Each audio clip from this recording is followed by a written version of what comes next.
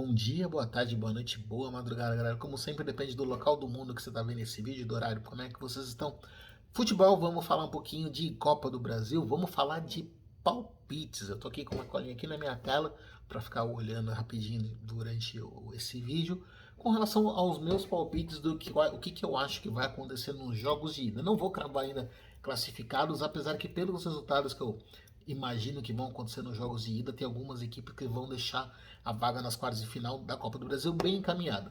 Copa do Brasil, de repente, para quem não está acostumado no torneio que é disputado, principalmente nessa fase agora, nós estamos na fase de oitavas de final, o esquema na partir da terceira fase, na verdade, são jogos de mata-mata, você joga em casa e joga fora de casa, ou vice-versa, né?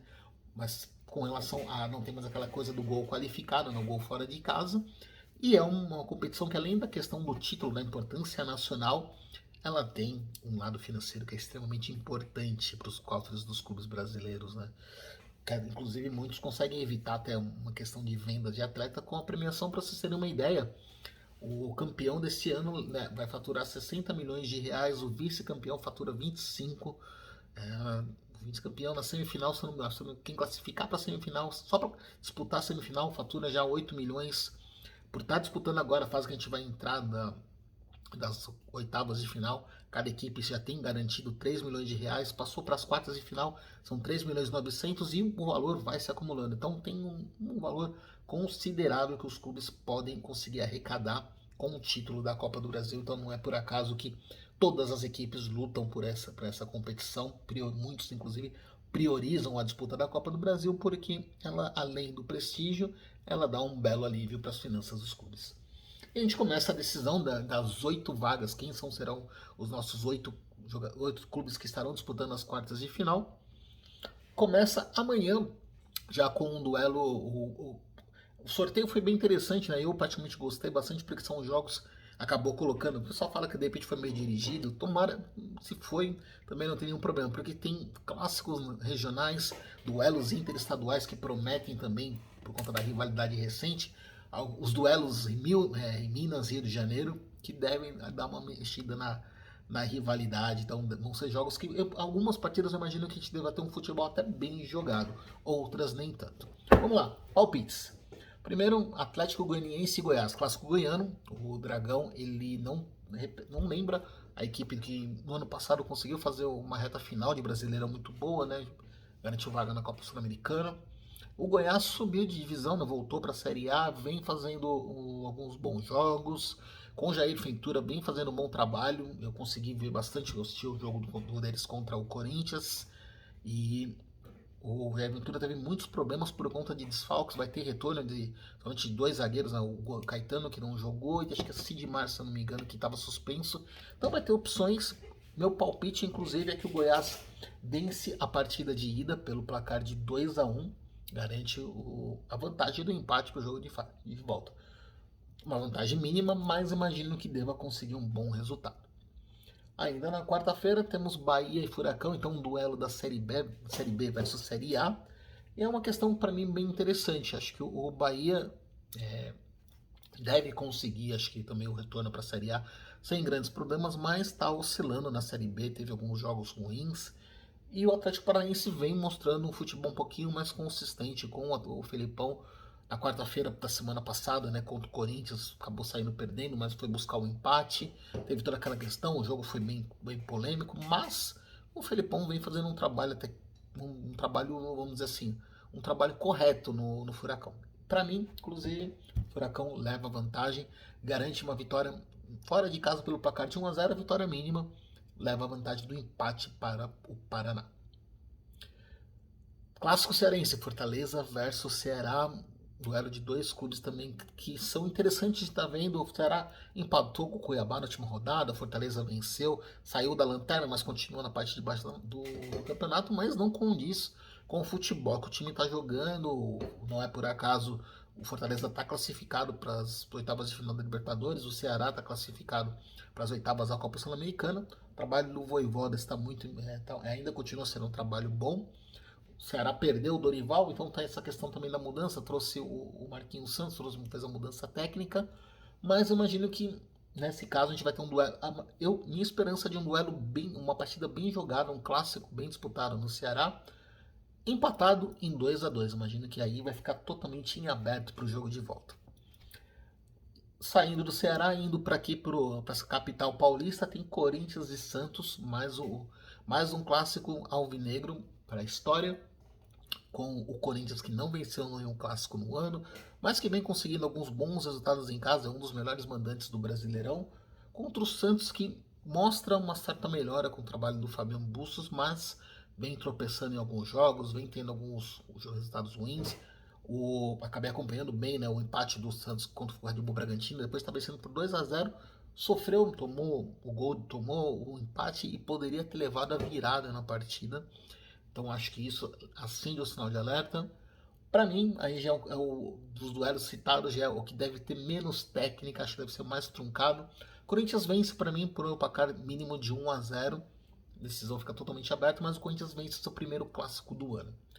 E aí, fechando a quarta-feira, temos Atlético Mineiro e Flamengo. É um jogo de duas equipes que tem uma qualidade melhor, tem jogadores de qualidade assim acima da média, mas que não vem jogando tão bem. Mas o Atlético Mineiro com o Turco parece já estar entrando nos eixos, parece estar conseguindo já. O Turco, o técnico do Galo, já está começando a achar uma ideia de jogo. E o Dorival ainda está tateando e tem o principal problema: perdeu o Bruno Henrique, lesão que vai tirar ele da temporada. Ele só volta a jogar, se nada acontecer muito fora da curva, só no segundo semestre de 2023.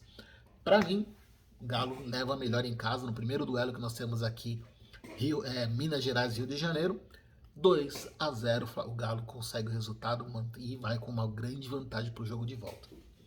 Abrindo a quinta-feira, outro duelo interestadual, Fluminense versus Cruzeiro. Fluminense do Diniz, que a gente já sabe qual que é a forma como o Fernando Diniz gosta de armar seus times. É um técnico que privilegia muito o ataque. Só que você pode ver tanto algumas goleadas do Fluminense, como de repente pode ver o time perdendo alguns jogos de bobeira, né? Não conseguindo finalizar, perdendo alguns jogos que você fala que seria impossível. E do outro lado você tem um Cruzeiro que também, depois de muitos anos, né, com problemas na Série B, está encaminhando para voltar para a Série A em 2023. Tudo leva a crer que na gestão agora do Ronaldo Fenômeno, a Raposa deva voltar, conseguir com várias rodadas de antecedência, garantir seu acesso de volta. E acho que esse duelo da Copa do Brasil vai ser importantíssimo também para o Cruzeiro mostrar sua força, conseguir vencer de um rival, não é um rival estadual, mas é um rival no cenário nacional, um time, e você fala, um time de Série B, mostrar que de repente teria qualidade de estar jogando até com um time de Série A, pelo bom trabalho, pelo entrosamento. Não é um time que tem grandes nomes, mas é um time que vem mostrando qualidade. Eu acho que isso vai ser visto na quinta-feira dentro de campo. Meu palpite, vitória do Cruzeiro pelo placar de 2-1. Vamos para o clássico que fecha a quinta-feira, São Paulo versus Palmeiras. Aí acho que é o duelo que agora o momento está mais desequilibrado das duas equipes, né? O São Paulo, eles se enfrentaram no Brasileirão na última segunda-feira, dia 20. São Paulo começou um pouco melhor, mostrou porque no Morumbi tem força, mas o tricolor está tendo aquele grande problema. Não consegue não consegue fazer partidas, como que eu posso dizer, ele não consegue jogar da mesma forma nos dois tempos. E o Palmeiras, sem sombra de dúvida, é o time que está jogando melhor no cenário nacional. Acho que não dá para negar esse fato.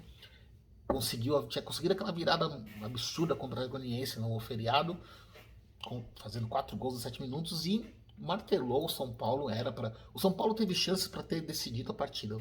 Isso é importante estar citando. Podia ter feito 2-3-0 o tricolor, mas o Palmeiras criou chances, finalizou muito mais, deu muito trabalho. O Jandrei fez defesas importantes, teve bola na trave, teve uma boleira tirando um gol certo.